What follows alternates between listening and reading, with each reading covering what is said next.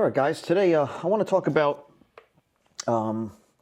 guitar picks, and I have been on a guitar pick quest for the last probably 20 years, I think. And I noticed that a lot of YouTubers are starting to talk about picks now.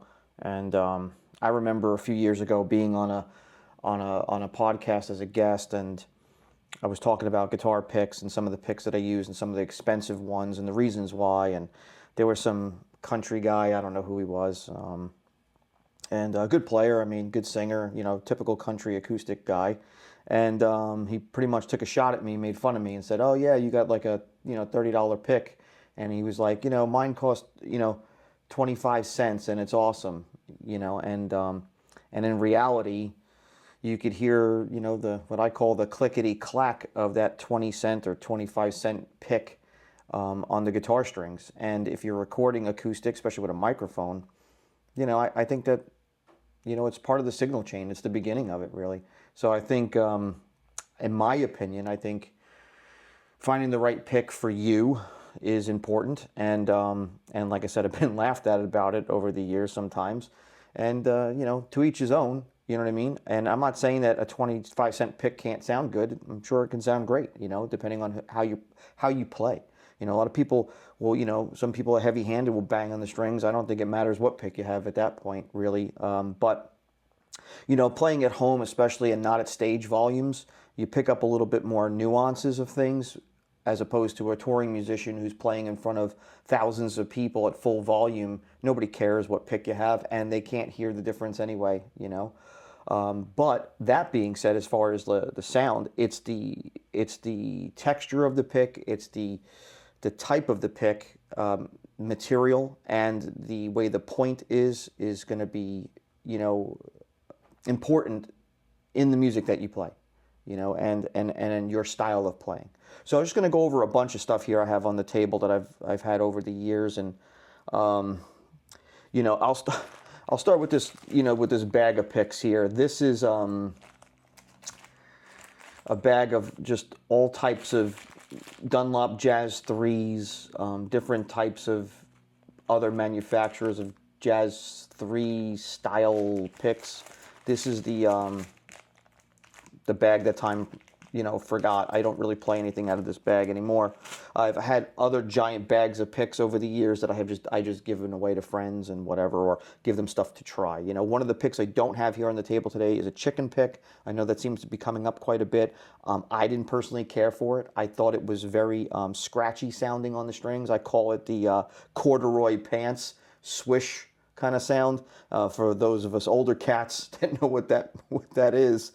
You get it. And I felt that it would, I don't want to say heat up, but the faster you would play, if it felt like the texture of the pick was inhibiting the smooth movement over the strings. My opinion. I don't know. And then I tried that when the chicken picks first came out like eons ago. So I don't know if they've changed their recipe or how the pick is now, or the tip ends or whatever.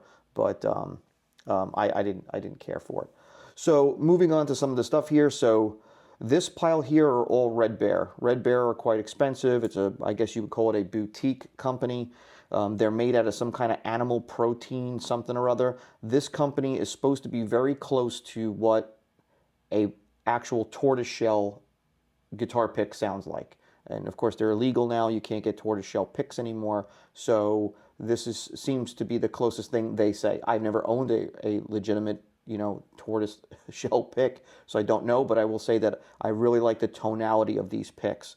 And I have ones that just have like a straight point, and I have ones that have like I'm right-handed, so they have like a right-handed beveled edge to them. These have a little bit of a darker tone, but a smoother tone. And I don't know if you're going to be able to hear it on here, but I'm just going to play with it for a couple seconds.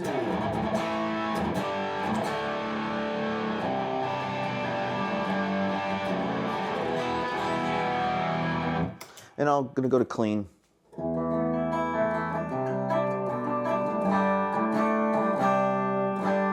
Just to give you a difference, I'm going to use this Tusk pick real quick.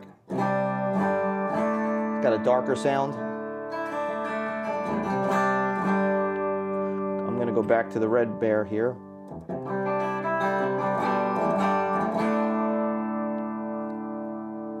and I'll try this Tusk one.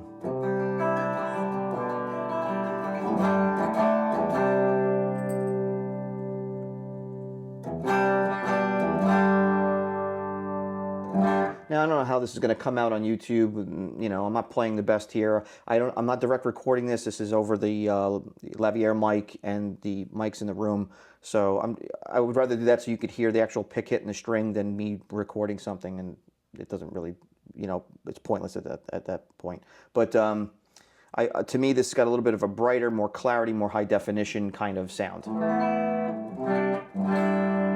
And then a thinner one. Same thing, Red Bear.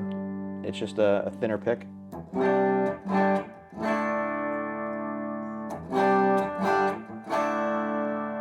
Might be slightly out of tune here, so we're going to quickly tune up. All right, so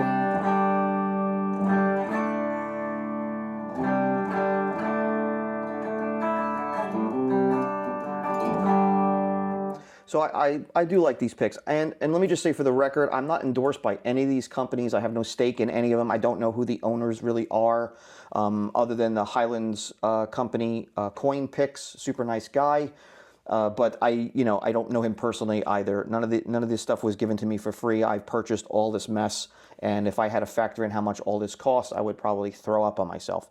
So the Red Bear picks vary in price. They could be anywhere between $35 and $50 each.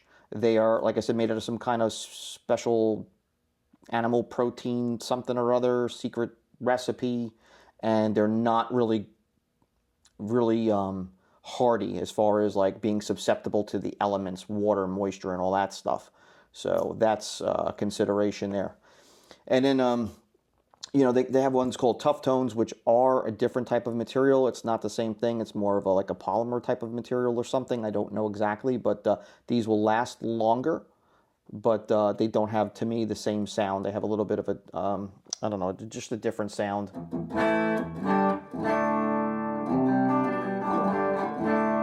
I'm going to go back to some drive.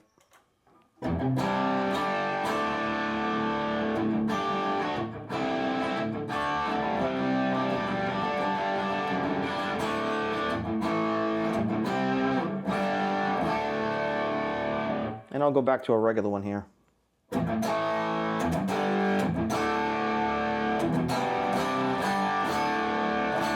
I think these have a little bit more of a high definition clarity than this man-made material here, or whatever the Tough Tone ones are. But really like these picks. Like I said, I have a few of them. I sold a lot of them. I had a larger size at one time. I switched back and forth, and I sold them on Reverb. So pretty cool. The Dunlop Flows. I want to thank Paul from the Studio Rats. When I met him at NAMM, he gave me one of his picks to try out, and these sound pretty good. They're a little bit more flexible than obviously what I play with the Red Bear.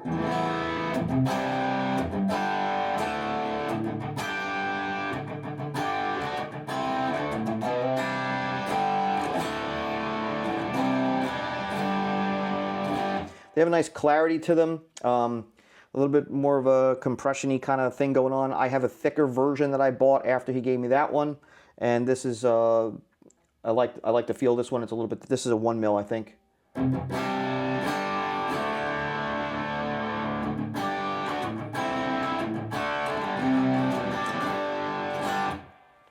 So they're not bad. The Tusk picks are made of the same thing that they make the guitar nuts out of, and these are pretty cool. They're just small. They're a little bit smaller than a Jazz 3, and they do wear pretty fast, I have to say. I can put a bevel in these in just probably like about an hour.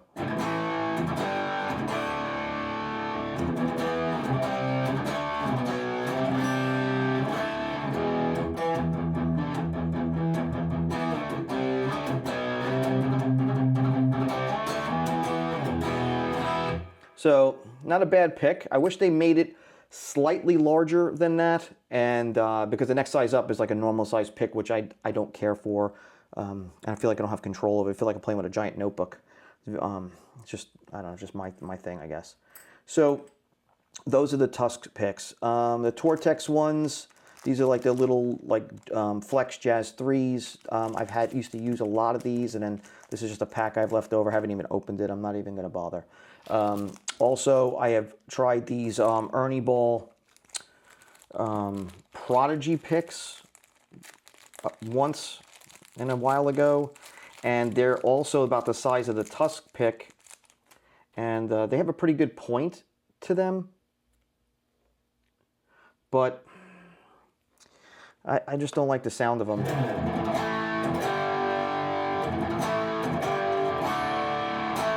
To me, it's got like a muddy sound, and whatever the material is very like, I don't want to say chalky feeling, because it's a plastic of some sorts, but it feels like it's rubbing against the strings and it's causing resistance. So I don't care for that either, and I have a whole bag of those that are going to go nowhere.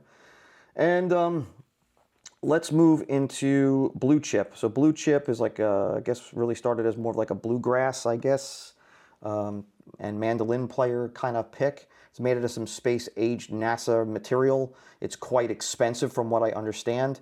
And it's just expensive. The material itself is expensive for the manufacturer to even get a hold of. And then, of course, the price reflects in the picks. I think they start at $35 and work their way up depending on how thick they are. So I have a couple different versions here. This is this one here is and try to put it on camera. This is a Jazz 80. That's the thickness. And this is the size of like a Jazz 3. What's cool about these, they don't really slip in your hand, unlike the Red Bear. The Red Bear, after a little bit, will get slippery, and I have to use like picker's grip stuff, not endorsed. It's like a resin that you rub it on the pick there, and it just like it's tacky feeling. And I don't really care for it, but it does help with playing the Red Bears. These have like a kind of like a situation where they kind of stick to your finger, so it's kind of cool. And these don't wear out. I mean, I've had these forever, for years. Probably 10 years, maybe more, and the tips don't even wear out on them, and I've played on them quite a bit. They have a very good sound. They're right up there with the Red Bear, I think, in my opinion.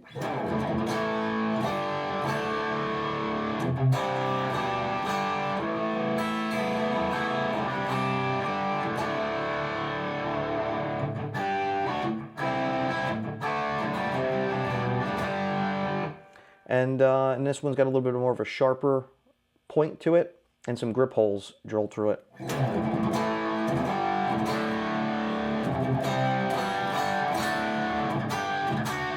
I think these are pretty much indestructible. They're really good. Oh, just lost the big guy. Hold on. Oh, that was the bald spot cam. I don't know if you caught that. Anyway, you can get the Red Bears also with the grip holes in them, and the bevels, non-beveled. There's a bunch of options that come in, I think it's like 50 different sizes, so you can pick stuff to your heart's content. These are the Prime Tone Dunlops, and these sound pretty good, and they have like a little bit of a grip on them because of the lettering.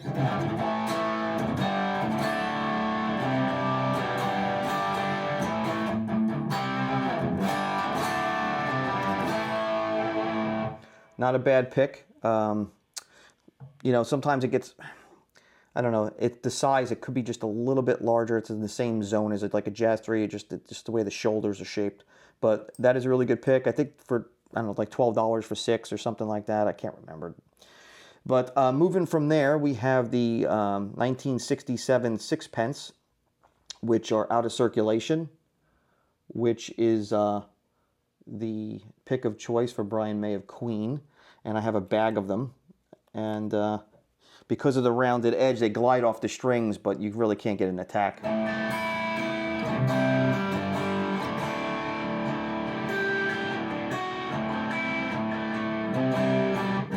Can barely play with it.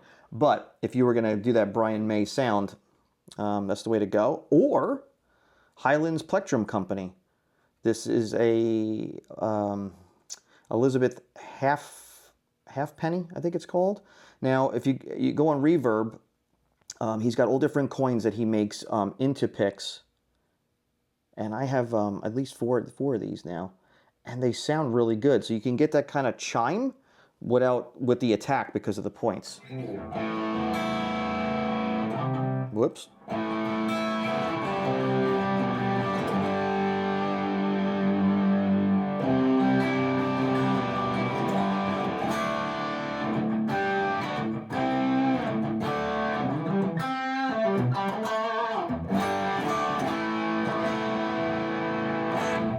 We'll take the drive off a second.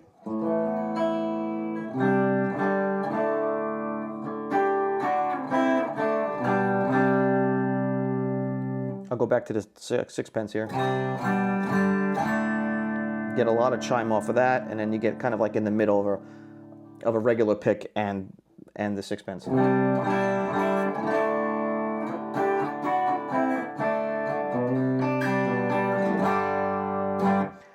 So those are very, very cool. Let's see, moving on. We have, I don't know what the hell this is. I don't have my glasses on. I apologize. This was a pick I picked up at NAMM, and it's got like where you could tell they were on sprues and they get broken off of the sprues, but this thing feels like a cat's tongue. Don't ask me how I know that. And it's just, yeah, it's like it doesn't sound good to me, and it's just gross. So, but I'll play with it a second. I'm gonna like touching this now.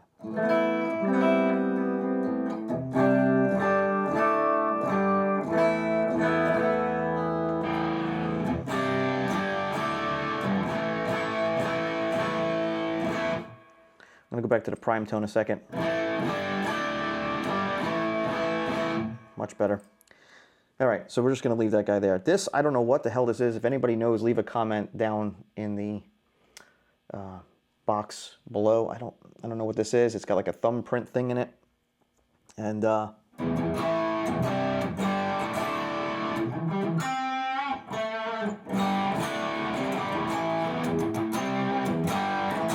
it's not a bad pick. Like I said, I don't know what it's made out of or what it is or who makes it. There's no branding on it, and just interesting. I kept it off to the side all these years because I just didn't know what it was. All right, moving on. Gravity picks. I had these made for me. You can have them specially made in what size you want with holes and labels and all that stuff. And I think these picks are not bad.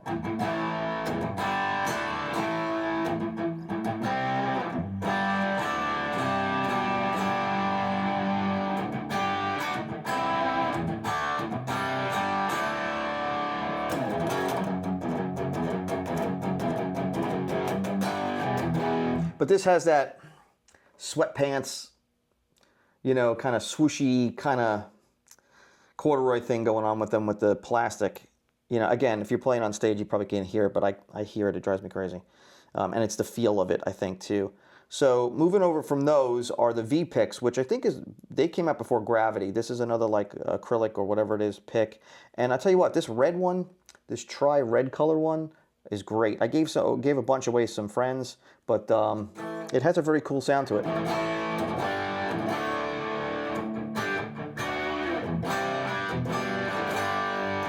I liked it so much that I had them make me a custom pick in this kind of shape, which is a little bit larger than a Jazz 3.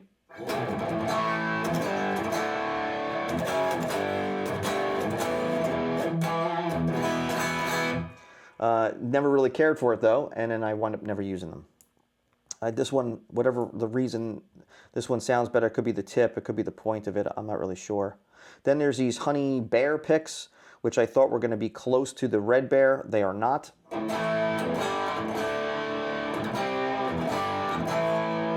go back to my Red Bear. Boop. There you go. That's how slippery they are.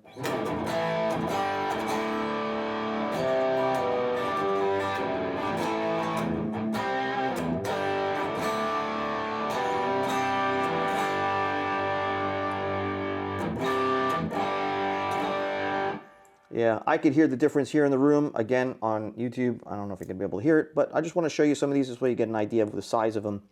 So these are not bad. They're okay, but I'm a little bit spoiled now with the Blue Chip and the Red Bear. And even, to be honest with you, the Dunlop Flows sound really good. So moving on from there is a Yngwie Malmsteen pick, and I know he plays with a thicker pick as well. And I like to be in that like 1 to 2 millimeter thickness. Some of them are a little bit, some of my Red Bears are 3 and they're not bad because they have a speed bevel on them or a right-handed bevel.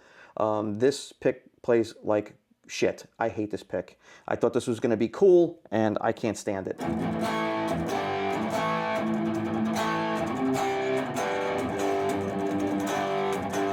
It's got this clacky thing going on, and sorry, Ingve, you're awesome, play amazing, but I hate that pick.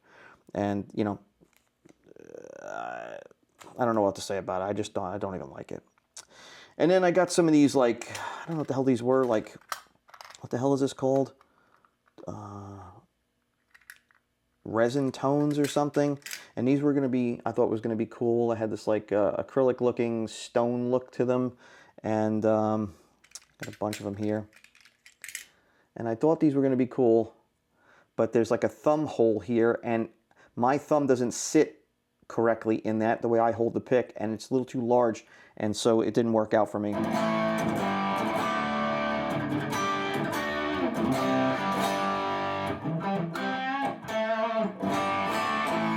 They don't sound bad. It's not a bad sounding pick. It's just not, I think that the indentation is what screwed me up with them. So I wound up not even using those in the end. And then let me bring up this. This is like an honorable mention pick. And this is a lot less expensive than the Blue Chip or the Red Bear. So this is JB Picks. And this guy, I think, I don't know if he's still there, he was out of Brooklyn, New York. And he makes a couple of different picks. I don't know what I haven't bought any in years so from him, so I don't know what he still offers. But he makes these, you know, kind of like acrylic tortoise shape picks, which don't sound bad. And they come in different thicknesses and bevels.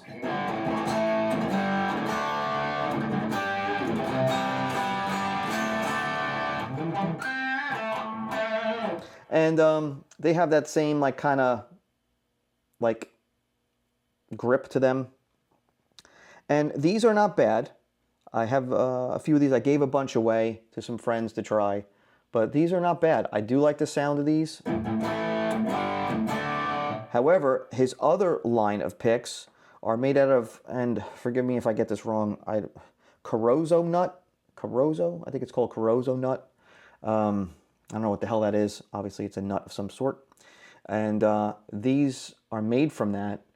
And they do turn over time in color, but these sound really damn good. These are a nice pick.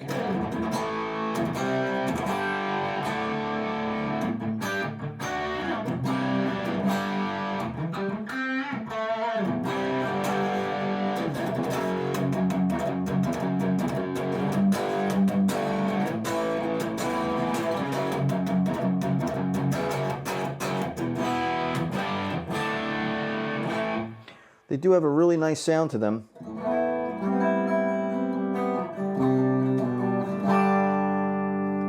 I'll grab one of my Red Bears, about the same thickness.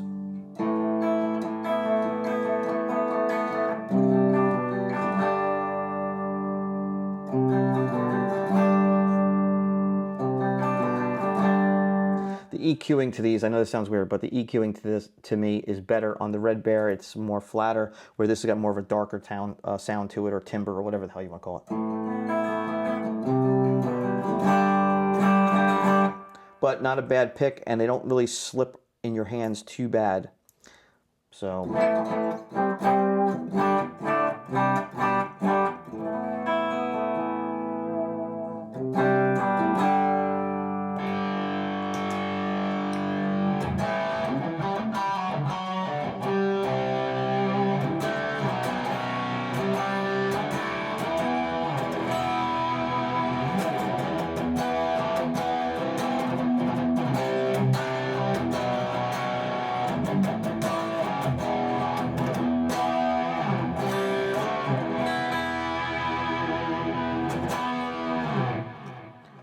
yeah, these are not a bad pick at all. So I guess if I had to rate these on a scale of at least some of these picks. Now, the JBs used to be, and don't quote me on this, I haven't looked up this stuff in a while.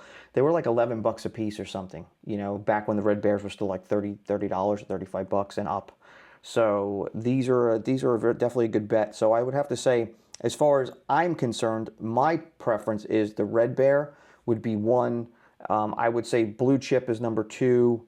The Highland Company picks are awesome. They're kind of up there at number two, but it depends on the sound I'm going for. If I don't want that like really metallic chime, I'll go for something else. I would say the JBs are up there with the Flows. They're just a different sound.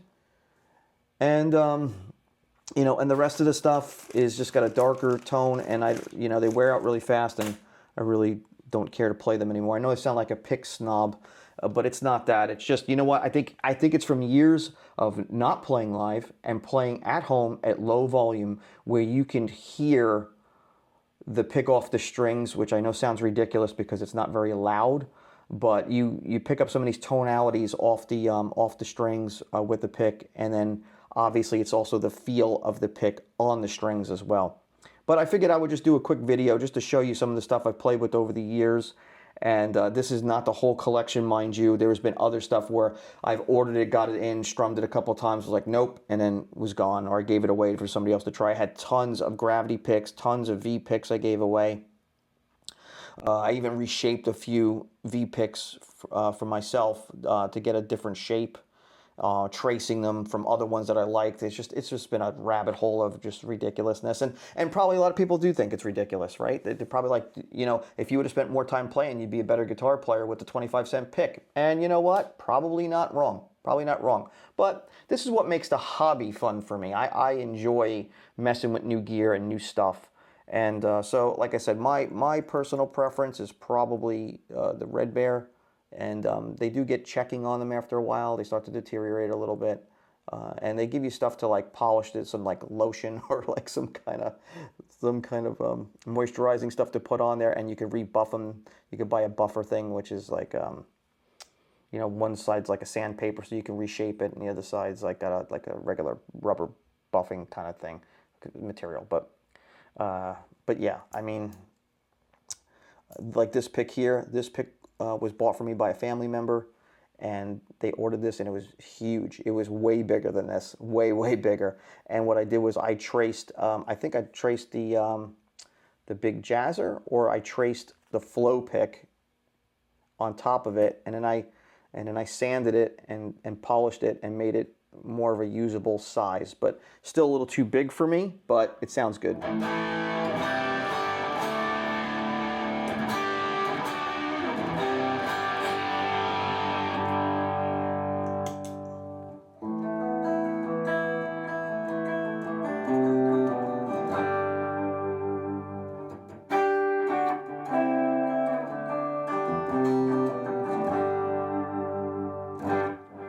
So again, not endorsed, sponsored, or anything like that. I just decided to kind of show off some of these because some of the picks that people were showing on their channel are just like the ones you can just grab at the store, and everybody, you know, a lot of people know about them. So, but with these, you might not have seen one of these before, you maybe not have heard about them before, and it might be something you might be interested in trying. You know, maybe money's no object for you, and you don't mind spending $35 on a pick. I know some people are going to be pissed off about this video because they're like, you know, it's bullshit. $35 a pick is garbage. Like I said, I had that guy on this podcast one time talk some shit to me about it, and you know, whatever, man. You know, you want to use a 25-cent pick and you play acoustic and you're not concerned with the tonality that comes off the strings, especially in a recording session or studio, it's on you, man. It's yeah, whatever. Play with whatever you want, you know. Play with a piece of cardboard. I don't care.